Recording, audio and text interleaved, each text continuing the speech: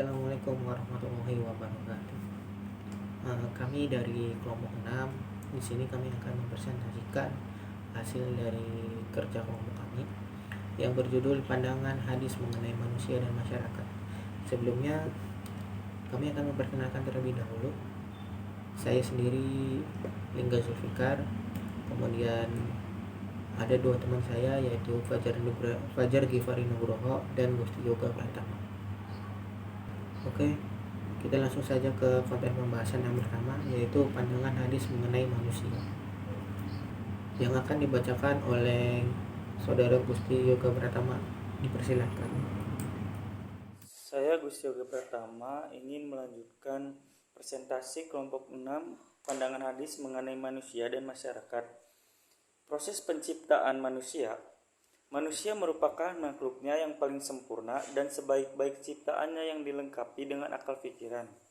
Di dalam Al-Quran, ditemukan beberapa perkataan yang sering digunakan bila berbicara tentang manusia, yakni Al-Bashar, Al-Insan, dan An-Nas. Meskipun ketiga kata tersebut menunjuk pada makna manusia, namun secara khusus memiliki penekanan pengertian yang berbeda. Perbedaan tersebut dapat dilihat pada uraian berikut. A. Al-Bashar. Secara etimologi, Al-Bashar berarti kulit kepala, wajah, atau tempat yang menjadi tempat tumbuhnya rambut. Penamaan ini menunjukkan makna bahwa secara biologis yang mendominasi manusia adalah pada kulitnya dibanding rambut atau bulunya. Pada aspek ini terlihat perbedaan umum biologis manusia dengan hewan yang lebih didominasi bulu atau rambut. B. Al-Insan. Al-Insan yang berasal dari kata Al-Uns. Secara etimologi, Al-Insan dapat diartikan harmonis, lemah lembut, tampak, atau pelupa. Kata Al-Insan digunakan di dalam Al-Quran untuk menunjukkan totalitas manusia sebagai makhluk jasmani dan rohani. Harmonisasi kedua aspek tersebut dengan berbagai potensi yang dimilikinya mengantarkan manusia sebagai makhluk Allah yang unik dan istimewa, sempurna, dan memiliki diferensiasi individual antara satu dengan yang lain, dan sebagai makhluk dinamis sehingga mampu menyandang predikat khalifah Allah di muka bumi. C. An-Nas. Kata Al-Nas menunjukkan pada eksistensi manusia sebagai makhluk sosial dan kebanyakan digambarkan sebagai kelompok manusia tertentu yang sering melakukan mafsadah dan merupakan pengisi neraka di samping iblis. Oke, terima kasih kepada Saudara Gusti Yoga yang telah membacakan materi tadi. Selanjutnya materi akan dibacakan oleh Saudara Fajar Givari. Dipersilakan. Selanjutnya adalah asal-usul kejadian manusia dari Abu Abdurrahman Abdullah bin Mas'ud radhiyallahu anhu. Ia berkata bahwa Rasulullah Shallallahu alaihi wasallam menuturkan kepada kami, dan beliau adalah as-shadiqul masduq, orang yang benar lagi dibenarkan perkataannya. Beliau bersabda yang kurang lebih artinya adalah, sesungguhnya seorang dari kalian dikumpulkan penciptaannya dalam perut ibunya selama 40 hari dalam bentuk nuftah, yaitu bersatunya sperma dengan ovum. Kemudian menjadi alaqah, yaitu segumpal darah, lalu menjadi mudghah, segumpal daging. Kemudian seorang malaikat diutus kepadanya untuk meniupkan ruh di dalamnya dan diperintahkan untuk menulis 4 hal, yaitu rezekinya, ajalnya, amalnya, dan celaka atau bahagianya. Maka demi Allah yang tidak ada ilah yang berhak diibadahi dengan benar melainkan Dia, sesungguhnya salah seorang dari kalian beramal dengan amalan ahli surga, sehingga jarak antara dirinya dengan surga tinggal sehasta. Tetapi catatan takdir mendahuluinya.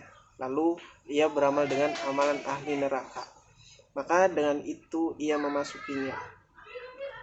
Dan sesungguhnya salah seorang dari kalian beramal dengan amalan ahli neraka, tapi catatan takdir mendahuluinya, lalu ia beramal dengan amalan ahli surga, maka dengan itu ia memasukinya.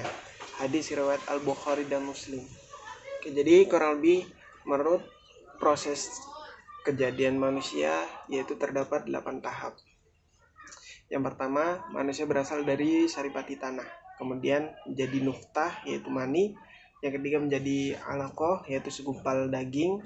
Yang keempat menjadi idomah, yaitu tulang.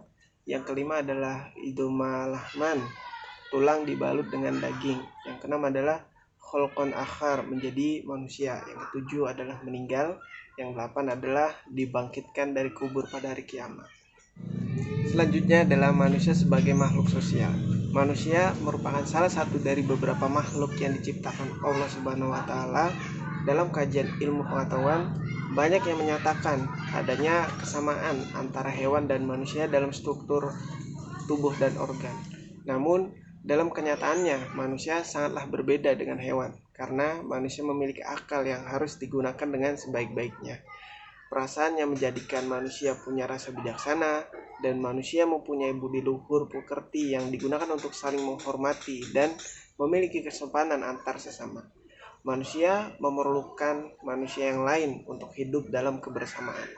Belajar bersama dalam kehidupan sebagai manusia, mencari kesempurnaan dirinya dalam tata kehidupan bersama.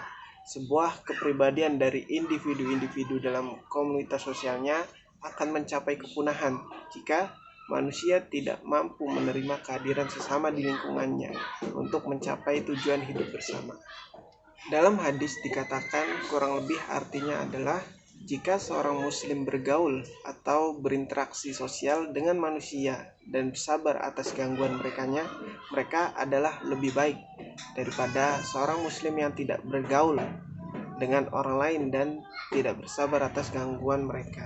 Hadis riwayat Tirmizi nomor 2431. Kemudian ada juga hadis yang kurang lebih bunyinya adalah wa khairun nasi anfa'uhum linnas, yang artinya adalah dan sebaik-baiknya manusia adalah yang paling bermanfaat bagi manusia lainnya.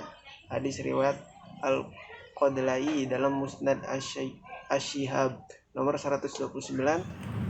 Oke, terima kasih kepada saudara Fajar Ghifari yang telah membacakan materi tadi. Sekarang kita akan lanjut ke konten pembahasan yang kedua yang akan dibacakan oleh saya sendiri. Etika dan prinsip di dalam kegiatan bermasyarakat. Sebagai seorang manusia, tentu kita tidak lepas dari kehidupan dalam bermasyarakat. Terlebih, kita sebagai umat beragama Islam diwajibkan untuk menerapkan nilai-nilai Islam di dalam kegiatan bermasyarakat. Yang pertama, memuliakan tetangga. Nabi SAW bersabda bahwa man kana yu'minu billahi wal yawmil akhir fal yukrim jarah. Barang siapa yang beriman kepada Allah dan hari kiamat, maka hendaklah memuliakan tetangganya. Hadis riwayat Bukhari. Hadis tersebut menjelaskan bahwa Nabi SAW menganjurkan kita untuk berbuat baik terhadap tetangga demi tercapainya rukun tetangga. Kemudian yang kedua yaitu memuliakan tamu. Nabi SAW bersabda bahwa kana yu'minu billahi wal yawmil akhir falyukrim dhaifah.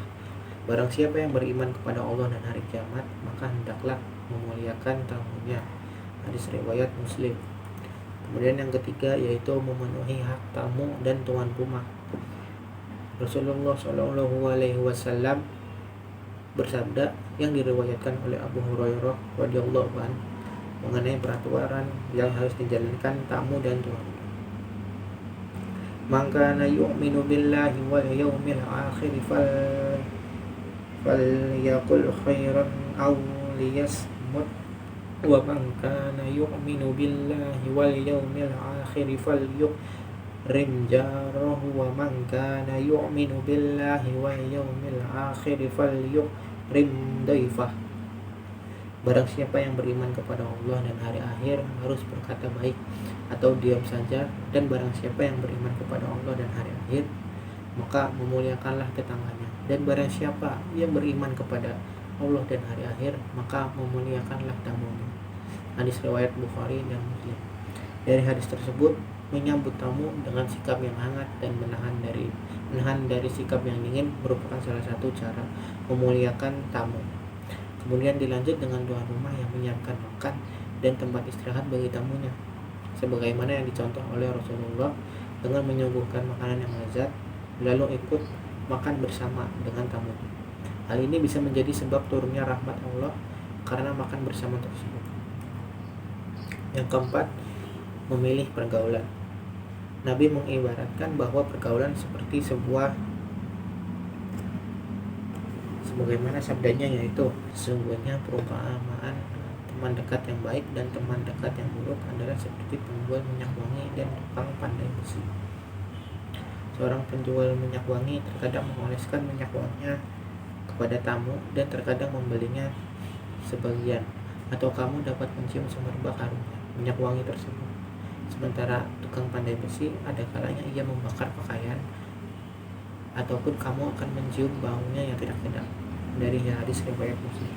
Itu saja yang bisa kami sampaikan, kurang lebihnya mohon maaf. Wabillahi taufiq wal hidayah. Wassalamualaikum warahmatullahi wabarakatuh.